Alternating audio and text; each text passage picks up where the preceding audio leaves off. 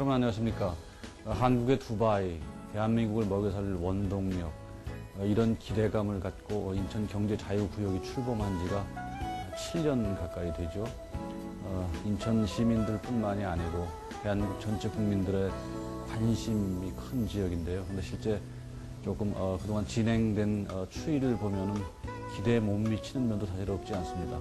오늘 저희 프로그램 그래서 인천경제자유구역에 대해서 얘기를 나누기 위해서 인천자유구역청을 찾아봤습니다.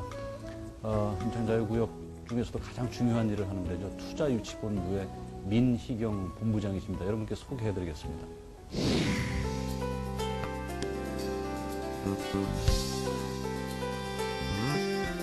자, 본부장님 안녕하세요. 안녕하세요. 늘 바쁘시죠? 네, 좀 그렇습니다. 네. 자, 우리 본부장님이 이쪽 그 투자유치본부에 오신 게 한 3년 좀 넘으시죠? 네, 3년 좀 넘었습니다. 3년 넘으셨죠? 네. 원래 국제금융 컨설팅 전문가셨는데 또 네. 프루덴셜 투자증권의 부사장 하셨죠? 네. 오늘 어떻게 이렇게 갑자기 투자 여기 유치본부장으로 오시게 된 계기가 있었어요? 어떠시죠?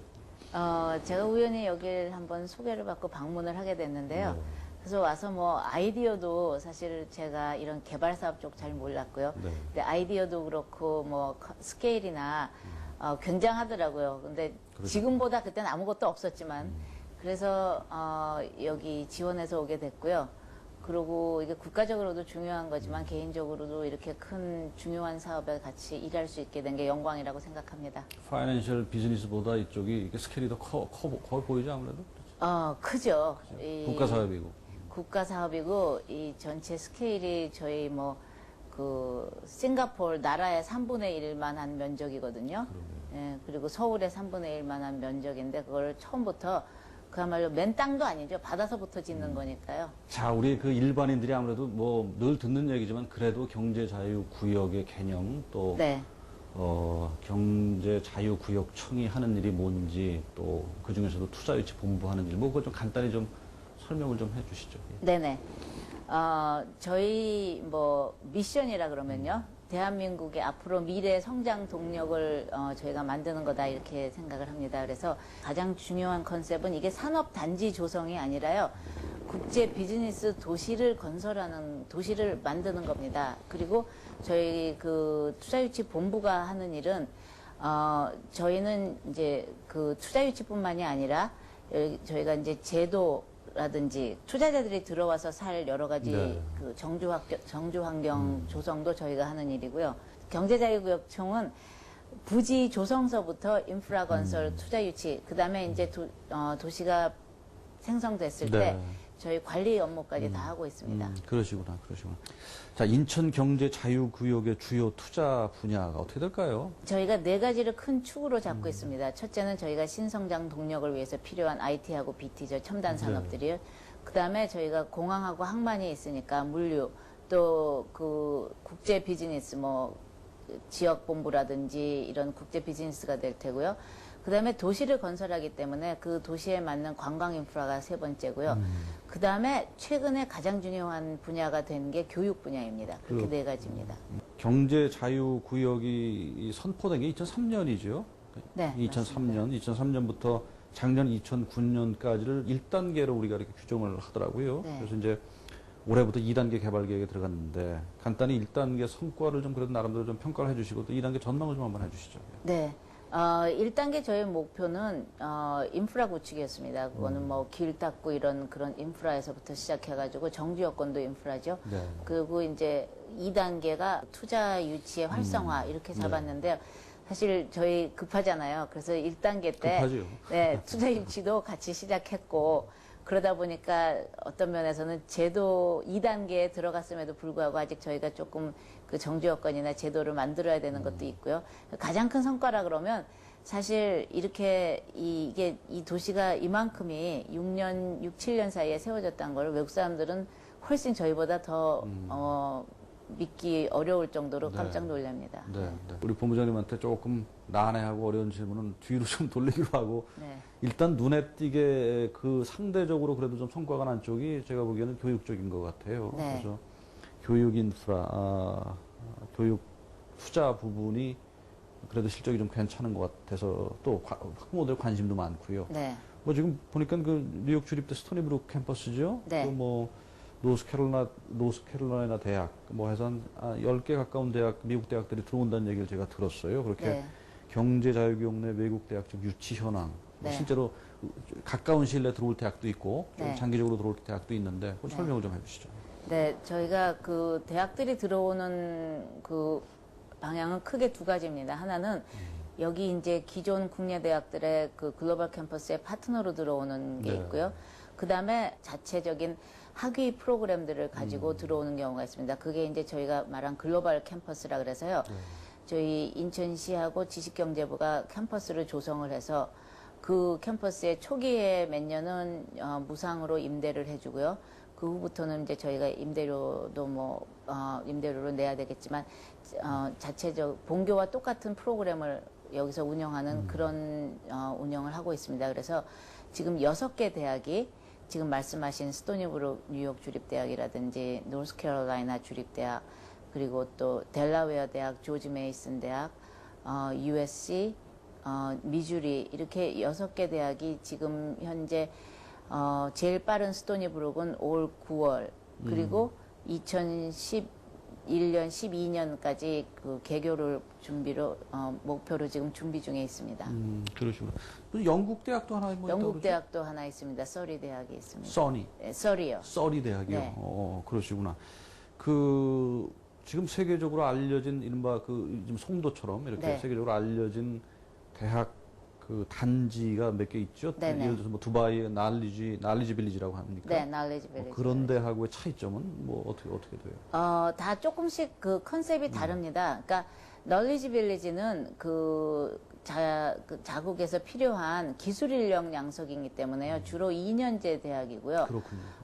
그리고 이제 그 카타르에도 있죠. 카타르에는 굉장히 아주 최고 수준의 뭐 아이빌리그라든지 이런데 그런 대학이 와서 그 대학에서 그 나라 자국민을 위한 프로그램이기 때문에 아주 소수의 하이엔드 프로그램이고요. 또 상해에도 굉장히 큰 소주 공업단지 내에 있는데 거기는 목표가 중국 대학들의 경쟁력을 향상시키는 거기 때문에 외국 대학 자체로만은 들어갈 수가 없고 꼭 중국 대학하고 같이 파트너십으로 들어가야 됩니다. 50대 50대로요. 저희 목표는 사실은 뭐 크게 여기 들어오는 외국 입주 기업에 대한 우수한 인력을 저희가 제공해 준다는 게 있고요. 동서양이라든지 지금 우리나라가 굉장히 첨단 산업에 앞서 있잖아요. 그래서 여기 그 산학연 클러스터에 같이 산학연의 연구 파트너로서의 저희가 또 대학 유치를 한 점이 있고요. 그다음에 세 번째는 사실 저희가 아시아에서 뭐 제가 생각하기에는 어쨌든 메달권 내에 드는 1, 2, 3등 내의 선진국이라고 생각을 합니다. 뭐 IT 분야에서는 확실하죠. 네, 그렇죠. 그러니까 그 아시아 쪽에서 그 아시아의 리더들을 키우는 교육 그 목표도 있습니다. 그렇기 때문에 여기 글로벌 캠퍼스에 들어오는 외국 대학들은 꼭 한국 학생만을 보고 들어오는 게 아니라요. 아시아 지역의 학생들을 보고 들어오는 거고요. 또 여기 들어오는 학생들도 뭐 여기를 졸업해서 꼭 여기서 취업을 해야 되겠다라기보다는 여기서 졸업해가지고 세계로 나가야죠. 그 뭐 얘기 들어보니까 우리 그 교육 특구 내에서 사이언스 빌리지 같은 거 그죠? 네. 뭐 교육 특구 이런 거를 만든다고 그렇게 얘기를 제가 들었어요. 맞습니까? 네, 이 전체 저희가 570구를 교육, 연구 이런 단지거든요. 그러니까 저희가 사실 경제자유국의 산업용지라는 산업용지에는 공장이 거의 들어올 수가 없습니다. 그렇기 때문에 연구시설들이거든요. 그래서 그 연구시설들은 그 연구 인력들이 학생서부터 교수까지 다양한 연구 인력들이 사실 필요합니다. 그렇기 때문에 학교가 같이 들어와 있다는 것은 굉장히 중요한 컨셉입니다. 그래서 저희 그 산학협동체제 네. 그 연구소들도 그런 게 있고요. 네. 스토니브룩에서도 뭐 연구소가 하나 들어온다면서요? 네, 스토니브룩에서 벌써 들어와 있습니다. 들어와 있어요? 네, CWC라 그래서 정보통신관계연구소입니다. 대충 그 그림이 지금 뭐 그걸 계량화해서 좀 얘기한다면 연구소가 몇 개나 들어와요? 대학들하고. 연구소가 지금 현재 들어와 있는 저희가 액티블리 유치한 거는 4-5개 되지만요. 지금 이제 계획 제출돼 있고 그런 거는 훨씬 많고요. 그리고 또 더 되겠네요. 제가 지금 말씀드린 거는 그 비영리 연구소고요. 네. 그다음에 또 기업 연구소가 뭐 GE 연구소, IBM 연구소 같은 연구소들이 또 들어와 있거든요. 그래서 그 중에서 지금 이제 연구소가 오픈해도 뭐 직원 수가 한 5명, 10명 되는 것도 있지만 또 저희가 그 1년 안에 뭐 연구원들이 100명, 200명 정도로 계획을 가지고 지금 진행하는 연구소들도 있습니다. 자, 어쨌든 외국 대학들 입장에서는 솔직히 글쎄요. 이런 표현이 조금 너무 지나친 건 뭔지는 모르지만 이게 황무지에 그냥 들어온다는 느낌도 네. 없잖아 있었을 텐데 네. 설득하기가 쉽지 않았을 것 같아요. 또 어떠셨어요? 사실은 제가 많은 분들한테 그 감사의 말씀을 드려야 되는 게요. 사실은 저희보다도 또 이렇게 학교에 계시는 분들이라든지 이런 분들이 많이 도와주셨습니다. 그런데 이제 일단 빨리 진행이 되게 된 계기는요. 대학들 중에서 아까 면면을 보시면 아시겠지만 그 대학들이 그러니까 좋은 주립 대학들입니다. 근데 이제 그리고 주로 뭐 USC나 서류를 빼놓고는 동부에 있는 좋은 주립 대학들인데 동부에 있는 주립 대학들의 지금 가장 큰 숙제가 미국 대학들이요. 특히 글로벌라이제이션입니다. 근데 학생들이 아직도 많은 부분이 그래서 이제 학교에서는 글로벌라이제이션이라는 거는 프로그램뿐만이 아니라 그 학교에 나온 학생들이 그 글로벌 마인드를 가지고 글로벌 사회에서 액티브하게 활동할 수 있는 준비가 돼야 되는데 그래서 학교에서는 1년씩 아니면 뭐 한 학기라도 외국에 좀 갔다 와라라는 그런 프로그램들을 굉장히 장려를 하는데 아직도 많은 동부에 있는 특히 그 미국 동부에 있는 학생들의 그 성향이 아직도 주로 유럽으로 갑니다. 그렇겠죠, 아무래도. 네, 학교에서 그 뭐 총장님이라든지 뭐 학장님들은 여기 와서 보고 미래는 여기다라고 말씀하시거든요. 그래서 그런 부분에 있어서 그러면 아시아로 좀 학생들을 많이 보내야 되겠다. 그래서 아직은 아시아 그러면 중국을 제일 많이 가고 그다음에 일본을 갑니다. 그런데 그 교육하시는 분들의 입장에서는 미래는 한국이거든요. 그리고 중국에는 50명을 갈 때는 괜찮습니다. 그런데 중국에 500명, 1000명 보낸다 하는 거는 아직까지 중국이 이렇게 뭐 외국 사람들이 사는 그런 일정한 지역을 제외하고는 우리나라보다 위생적이라든지 뭐 이런 교육 여건이 나쁘죠. 우리보다 그래서 더 환경이 그렇죠. 여기를 보고 이게 아시아로 진출할 수 있는 최적 환경이다. 그렇게 다들 생각을 하신 것 같습니다. 그렇게 그 유치 과정에서 뭐 좀 재밌는 얘기는 없으셨어요?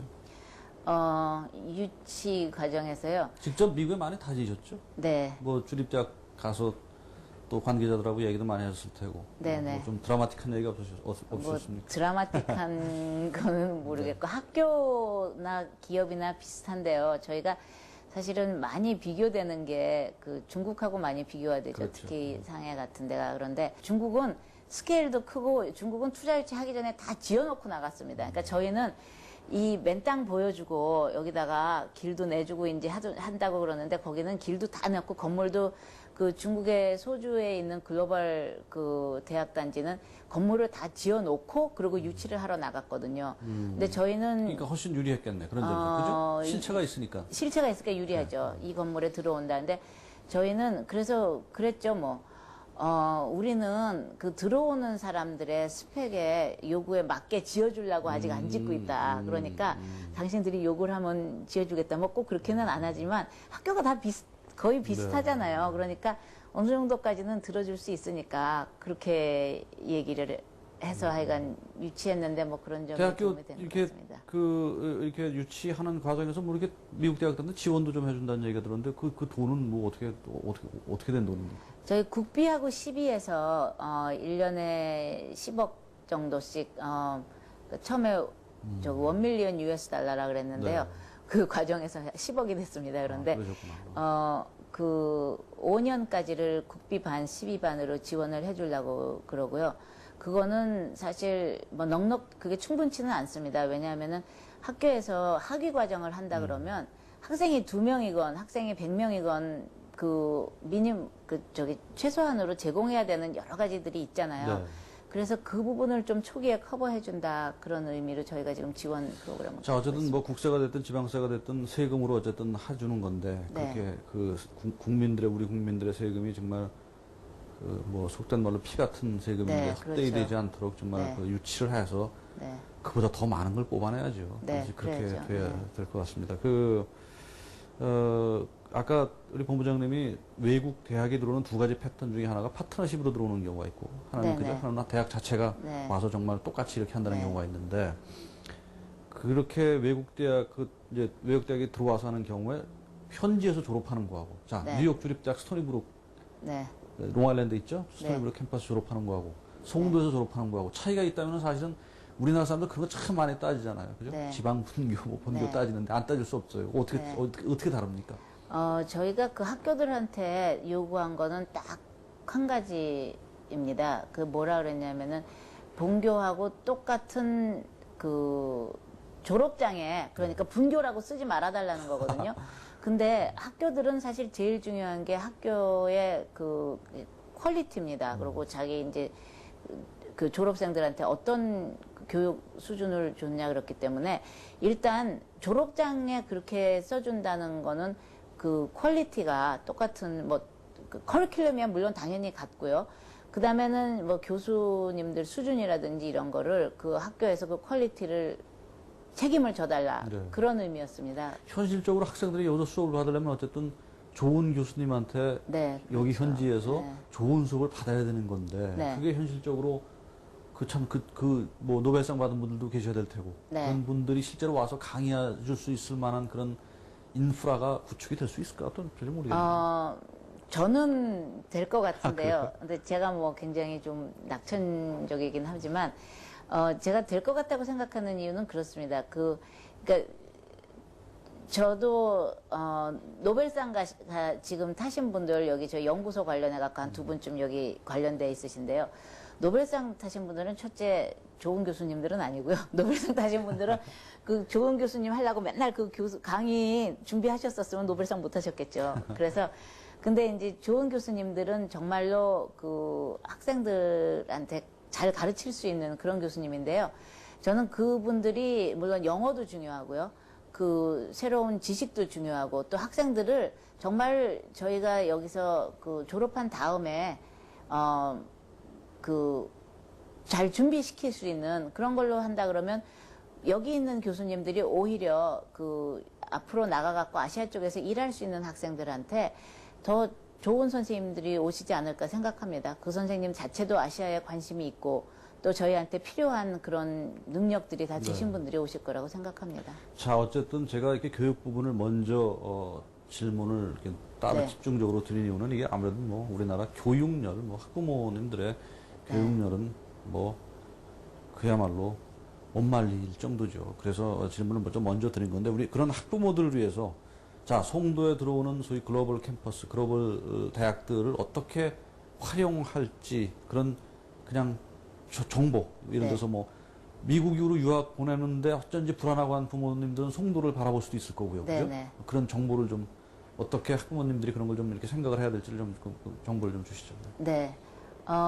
여기 커리큘럼은 다 같습니다. 네. 그런데 영어가 또 만약에 그 처음부터 학교 강의를 들어가서 앉아 있는 건 좋은데 다 이해를 못 할 수도 있잖아요. 그렇죠. 그래서 그 영어부터 시작할 수 있는 프로그램도 있고요. 그리고 또 사실 입학 자체도 여기서 우리나라 고등학교까지 다녔는데 미국하고 입학 그 제도가 다르잖아요. 그런데 여기는 이제 여기서 졸업하는 학생들을 위해서 그 뭐 미국의 수능 시험은 아니지만 SAT라든지 이런 시험을 안 보고도 영어하고 그 여기 학교 성적을 가지고 학생을 뽑을 수 있는 방법이라든지 이런 것도 있고요. 그리고 또 그 미국의 본교와 같은 교육을 집에 있으면서 받을 수 있다 그러면 꼭 비용뿐만이 아니라 많은 점에서 도움이 되리라고 생각합니다.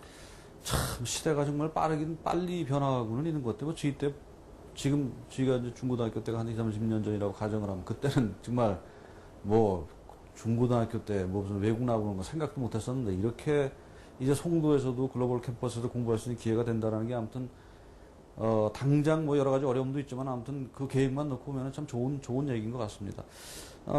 본부장님 송도국제학교가 지금 계속 뭐 된다 안 된다 하다가 뭐 개교 뭐 몇 년 전부터 계속 된다는데 아직 개교 안 됐어요. 올해 뭐 개교가 되는 건 맞아요? 어떠세요? 네, 올해 지금 그 교과부 승인 기다리고 있고요. 곧 날 것 같습니다. 그래서 교과부 승인이 나서 이제 경제자유위원회를 통과를 하면 그러면 바로 학생들을 모집할 것입니다. 그래서 그 미국 학제니까 9월이 가을 학기 시작이거든요. 그래서 9월에 개교합니다. 이번에 이제 돼야지 더 늦어지면은 늑대와 소년 얘기처럼 이게 안 믿을 것 같아요. 그렇겠죠. 그저 학교하고 우리가 이제 국제병원 유치도 네. 많이 얘기가 나오죠. 외국계 병원. 네. 실제로 외국계 병원이 지금 뭐 이렇게 얘기가 된 게 좀 있어요? 어떻죠? 네, 실제로 지금 존스홉킨스 병원하고 국내 파트너를 존스홉킨스하고 서울대 병원으로 해서요.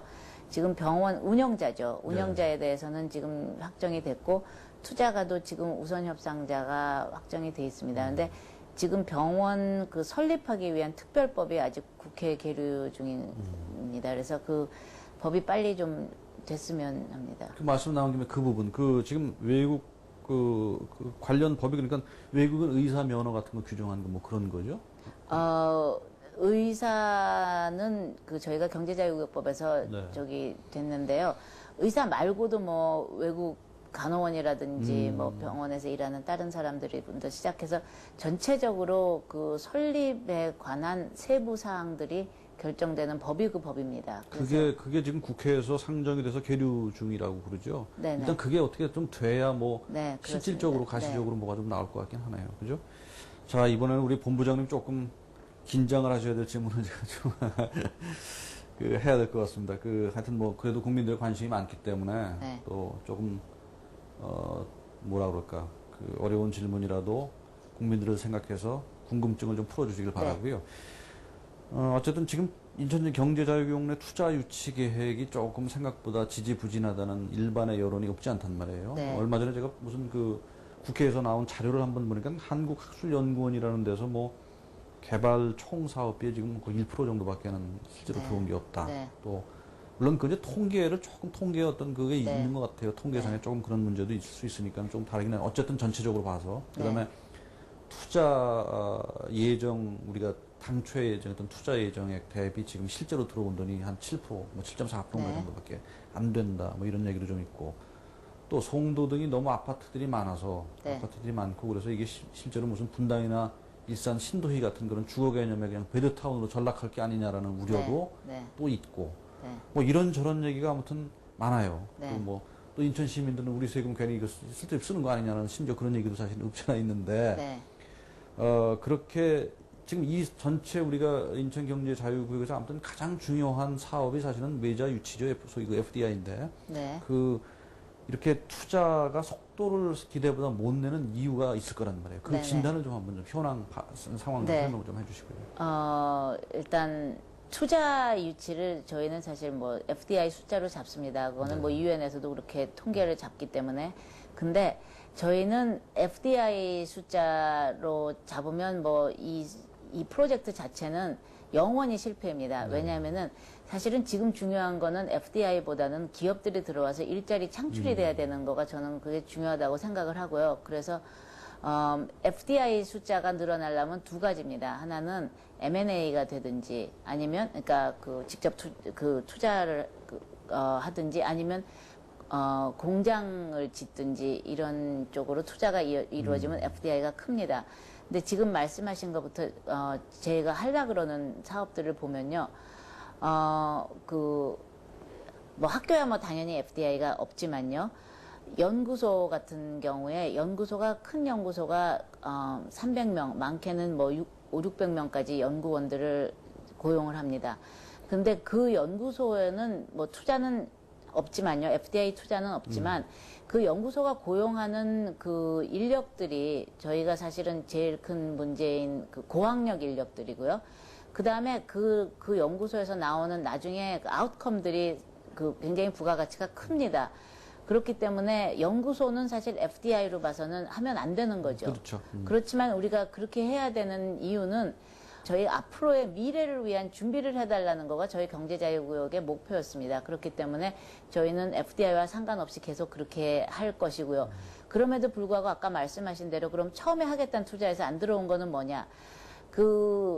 제일 처음에 경제자유구역은 제가 말씀드린 대로 여기는 그 도시를 건설하는 겁니다. 근데 제가 뭐 도시 건설 이런 쪽의 전문가는 아니지만 도시가 생성되는 과정은 다 같다고 합니다. 그 처음에는 주거가 먼저 형성이 돼서요. 사람들이 들어오고 그 다음에 거기에 이제 상업 활동이 생기는 거죠. 그거를 인구를 한 10만 정도로 봅니다. 그래서 10만 정도가 넘었을 때 상업 활동이 발생하고 그 다음에 들어오는 게 기업들입니다. 소위 말하는 업무 시설들이 그때 들어서는데 지금 저희 보시면요. 아파트 처음에 계획했을 때 아파트가 뭐 지역에 따라 다르지만 한 17%에서 뭐 한 그보다 좀 높을 수도 있지만요. 거기서 저희가 그 주거 면적이 늘어난 건 하나도 없습니다. 그리고 분당에 비해서도 훨씬 작습니다. 근데 지금 일단은 주거가 많이 들어섰고요. 주거는 그러니까 계획의 거의 70% 정도가 지금 아파트는 들어섰고요.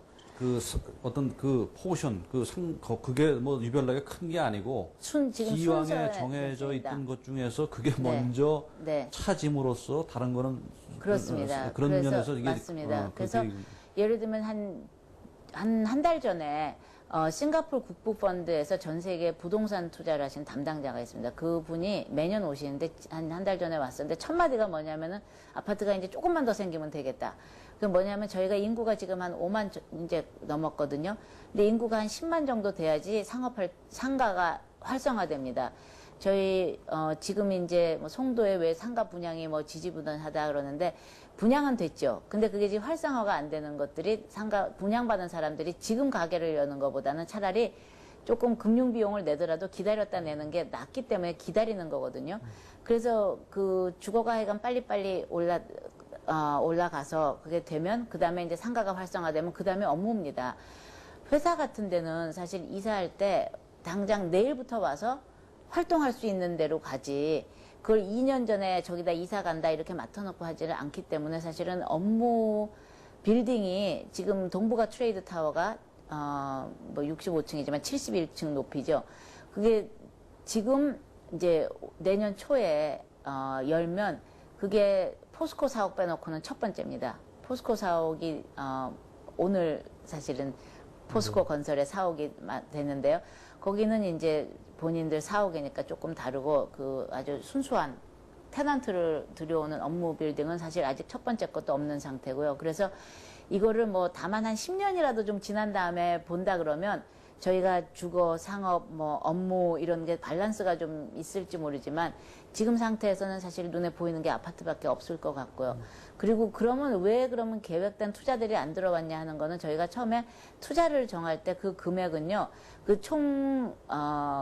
그 외국인 FDI 금액이라기보다는 총 사업비입니다. 근데 그 사업비의 많은 부분은 길 닦고 그 매립하고 이런 것까지 다 사업비에 들어가 있거든요. 그래서 왜냐하면은 이제 저희가 개발 사업하는 큰 단지 안에서의 길 닦는 거는 개발 사업자 몫입니다. 그러니까 저희한테 우리가 이런 개발 사업을 하겠습니다. 그럼 뭐 이게 3조짜리 프로젝트입니다. 할 때 대부분의 많은 부분이 여기서 금융 조달을 해서 일어나야 되는 부분이고요.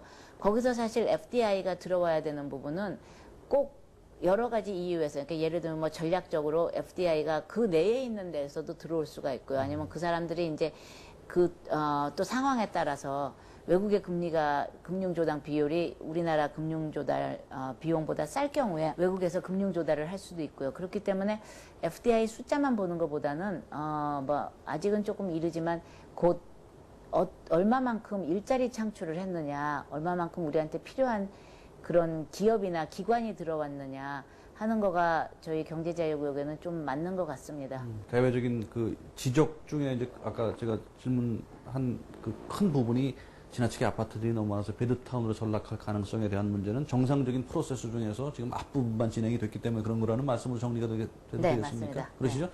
자, 그리고 뭐 조금 전에 얘기가 나왔습니다만 어쨌든 송도도 그렇고 좀 영종도 쪽에도 뭐 프로젝트들이 굉장히 많아요. 그죠? 무슨 네, 뭐 영종 많습니다. 브로드웨이도 네. 있고 뭐 저 밀라노 시티입니까? 네. 그것도 있고 또 운학 저 지구에 뭐 운북, 네. 이름 정확히 그게 뭐죠? 운북지구로 돼 운북지구? 있는데요. 레저 뭐 네, 그런 운북 식으로 되죠? 레저. 네. 그런 것들은 지금 진행이 어떻게 되고 있어요? 지금요. 그쪽에 아파트 지금 분양해가지고 있는 사람들은 굉장히 불안해요. 지금 아파트 분양돼 있는 데는 지금 말씀하신 그 프로젝트 안에는 하나도 없습니다. 네. 그러니까 그 프로젝트들은 지금 운북 같은 경우에는 올 연말이 돼야지 이제 이렇게 기반 시설이 조성돼서 그 다음에 뭐 예를 들면 뭐 말씀하신 아파트도 그 후에 올라갈 수 있고요. 영종도 그 브로드웨이 그 단지도 아직 단지 조성이 아직 안 된 상태고요. 밀라노 시티도 마찬가지입니다. 그래서 그 프로젝트들이 사실은 굉장히 큰 프로젝트니까 10년, 20년 걸리는 어마어마하죠. 프로젝트거든요. 예, 근데 이제 그 프로젝트의 초기에 지금 계획이 발표가 된 거고요. 이제부터 이제 열심히 해서 가야죠. 아니 그게 근데 그 이렇게 딜레이 하는 거하고 딜레이 되는 거하고 프로젝트가 완전히 깨져버리는 건 분명히 다르죠? 다르죠. 깨져버린 건 아니죠, 설마? 아니죠. 지금 딜레이가 되는 이유는 사실 뭐 여러 가지가 있습니다. 금융 조달도 그 중에 하나일 거고요.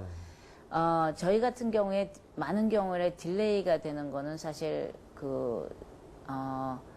저희가 제도를 만들어가면서 지금 개발 사업을 하다 보니까요. 제도가 안 돼서 딜레이, 병원 사업 같은 경우에는 100% 사실 병원 법이 없는 거고요. 그거와 마찬가지로 151층 인천타워도 사실 저희가 1년 딜레이가 됐는데 그게 그 제도상으로 초고층 건물에 대한 법을 저희가 지금 제도를 만들어가면서 그거 인허가 하면서 그 건설을 하고 있습니다. 가령 이래서 뭐 프로젝트를 진행을 하다가 법이 안 돼 있으면 법이 될 때까지 기다렸다가 또 네, 딜레이가 되는 그렇습니다. 이런 프로세스라는 얘기죠. 네. 어쨌든 그 만족할 만한 투자, 기대만큼의 투자가 어쨌든 이루어지지 않는다라는 거는 아무래도 또 경제 구역으로서 메리트 같은 게 좀 부각되지 않아서 외국인들이 좀 안 볼 수도 있는 점도 그럴 있을 수도 거고요. 있겠죠. 또 네. 외국인들을 위한 뭐 아주 특히 이쪽 송도 쪽에서는 외국인들에 대한 인프라 같은 것이 좀 부족하다라는 그런 네. 우려의 시각도 있을 텐데 네. 지금 국내 경제 자유구역이 인천 빼고 5개 정도 있죠. 좀 세관군도 있고 뭐 여러 가지가 있는데 그런 국내 것도 인천하고의 이쪽 경제 자유구역하고의 경쟁자라면 우선 두바이가 있겠고 그다음에 네. 중국의 상해가 있겠죠. 네. 기존에 있던 홍콩, 싱가포르 다 마찬가지인데 네. 그런 거에 대해서 인천이 이런 것에서도 경쟁력이 있다라고 비교 위에 서 있다고 얘기할 수 있는 부분들. 그래서 외국인들이 여기가 좋구나라고 그렇게 얘기할 수 있는 부분이 있다면 어떤 걸까요? 지금 당장은 아니지만 저희가 목표로 삼고 진행하고 있는 거는요. 경제 자유구역이 사실은 살기 좋아야지 사람들이 옵니다. 그래서 살기 좋은 거에 뭐 기준은 여러 가지일 테지만 이제 요새 사람들이 보는 기준은 되게 편리해야 되고요. 건강에 그러니까 깨끗하고 뭐 좋아야 되고 그 다음에는 조금 그 비즈니스 하기에 좋은 뭐 하이텍 인프라 같은 게 잘 돼야 되죠. 그래서 저희가 차별화로 3대 잡은 게 뭐냐면은 첫째는 이게 그린시티여야 된다. 그래서 저희 빌딩들이 보면 외국 개발 사업자들이 하는 거는 미국 그 빌딩 협회에서 주는 공인 인증이 있습니다. 그러니까 뭐 그 빌딩 머티리얼 이런 건자재를 친환경적으로 썼느냐, 이 빌딩의 이피션시, 이런 에너지 이피션시가 얼마 되나, 그런 걸로 있는 그런 인증, 네. 그래서 모든 건물이 인증돼야 된다. 그 다음에 이제 그린시티라는 거는, 저희가 상대적으로, 우리나라 어느 도시보다, 그 녹지 비율이 높습니다. 네.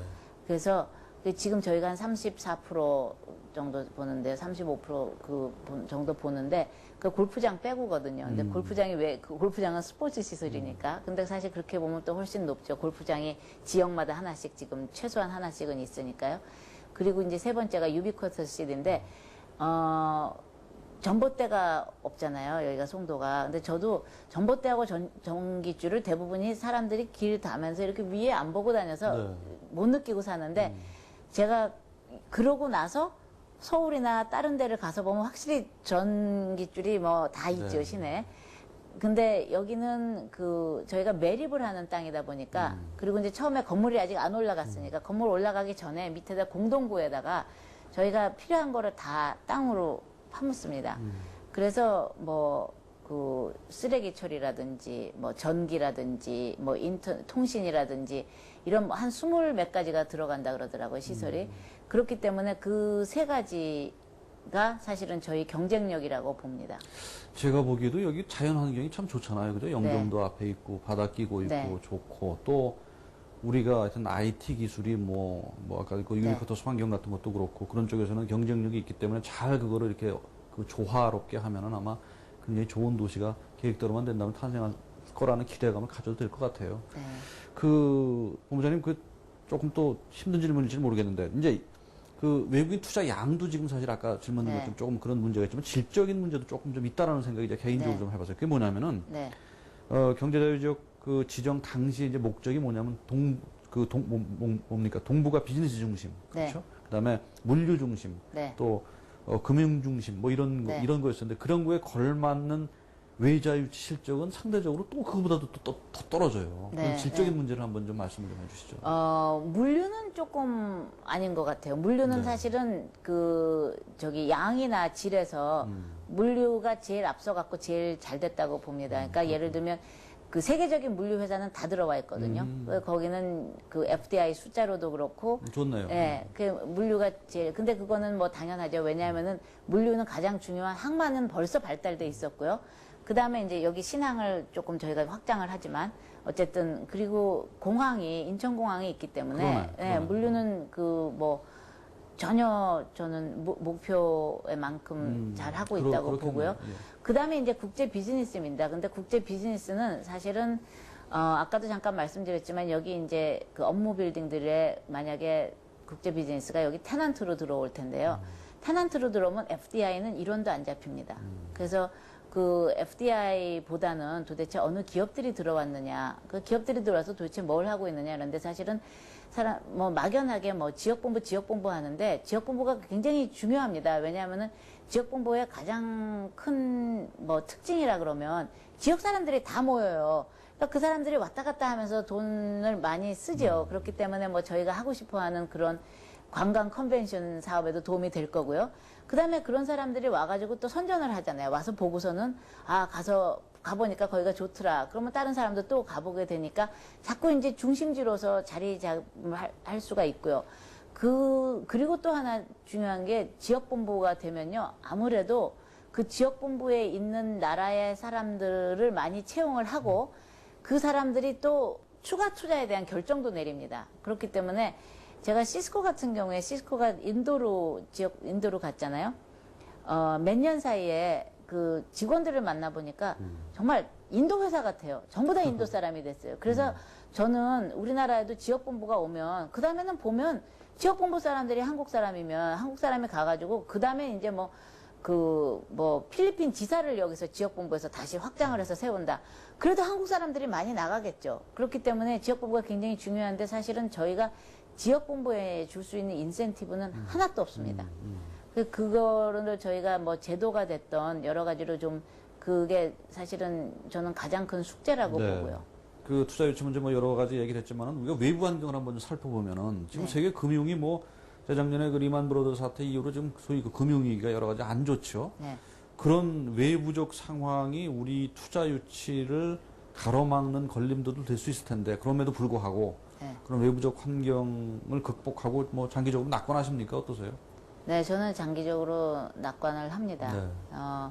그리고 물론 이제 금융 비용이 올라갔기 때문에 딜레이가 되는 게 있는데 사실은 숙제는 그거죠. 우리나라 사람들은 여기에 대해서 확신이 있기 때문에 여러 가지 땅값도 자꾸 올라가고 그러고 있는데 저는 조금 시간을 두고 알려진 다음에 좀 좋은 데를 데리고 왔으면 하거든요. 기업이 되더라도. 이게 끌고 가시는 분들이 이렇게 자신감이 있으셔야지 또 잘 이루어지지 자신감이 없으면 안 될 텐데 굉장히 낙관적으로 보시니까 좋습니다. 지난해인가요? 정부가 그 서비스 산업 선진화 방안 같은 데 내놨죠. 그래가지고 그렇죠. 네. 나름대로 그래도 정부가 그 규제 완화를 하려고 노력을 한 측면도 있는데 여전히 그래도 여전히 정부에 아까도 말씀하셨지만은 프로젝트 하나 진행하려고 그러면 법이 가로막고 있으면은 사실은 그것도 해결될 기다려야 되고 그러다 보면 속도 떨어지고 이런 문제가 있어요. 그래서 그런 정부 규제가 여전히 현실적으로 일하시면서 많은 부분 아직도 느끼시죠? 그런 부분들. 그리고 그런 것들 중에서 우리 본부장님이 생각하시기에 특히 이런 거는 법 제도적으로 먼저 시급히 좀 개선이 됐으면 좋겠다라고 하는 부분이 특별히 있을까요? 어떠시죠? 근데 법 제도적으로는 사실 많이 고쳐졌었습니다. 최근에 제가 그래서 그거는 중앙정부나 여러분들한테 감사를 드려야 되고요. 정부나 이 지자체 같은 데도 많이 협조 잘 되고 있습니까?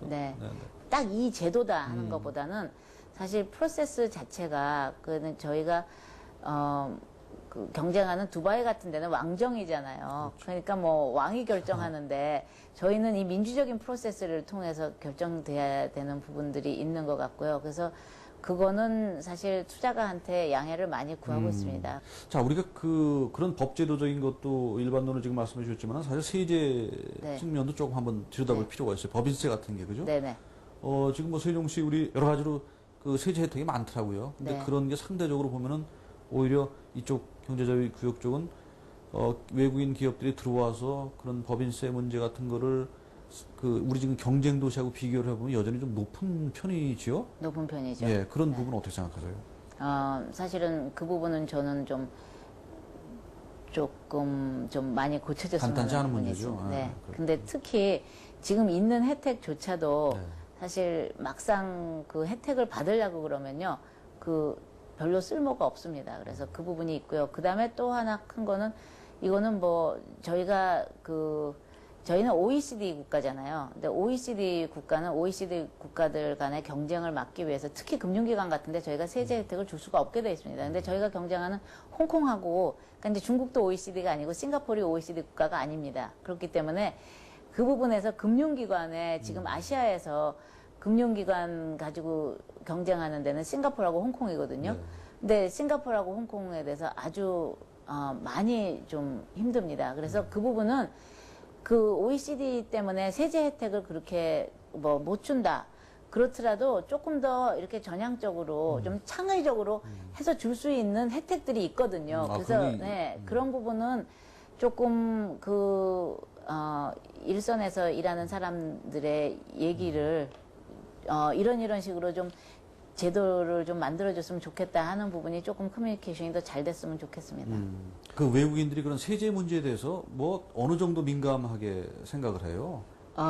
민감하죠. 민감하죠. 네, 뭐 민감하죠. 당장 그거는 뭐 눈에 보이는 돈이니까 그렇죠. 네네. 그렇죠.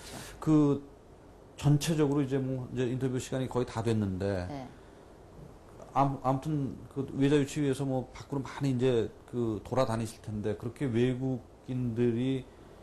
투자가들이 인천 경제 자유구역을 바라보는 시선을 어떻게 이렇게 한마디로 좀 얘기할 수 있을까요? 아주 정말 뭐 좋게만 보는지 문제점으로 보는 상당히 아니요, 보이네요. 외국인들은 정말 좋게 봅니다. 네. 제가 여기 외국인들을 이렇게 정말 초청할 수 있는 네. 그런 게 공무원으로서 쉽지가 않습니다. 뭐 예산이라든지 여러 가지로. 그런데 와서 보면 다 깜짝 놀라고 갑니다. 그래서 일단은 정말 많은 사람들이 와서 봐야 되는 것 같고요. 그리고 아까 저보고 낙천적이라고 네. 그러셨는데요.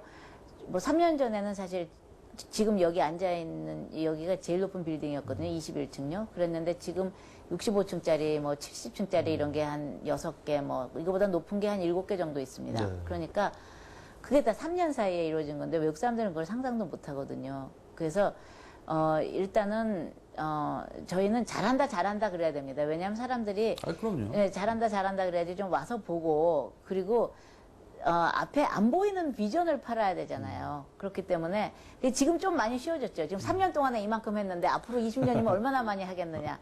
그렇게 해야 되는 것 같아요. 근데 가장 중요한 거는 컨시스턴트하게 좀 일관성 있게 정책이 그리고 뭐 지금 당장 조금 볼 때 조금 아닌 것 같더라도 이게 방향이 맞다 그러면 일단 조금 일관성을 가지고 진행을 해줘야지 저희가 투자 유치하는데 4, 5년 걸리거든요.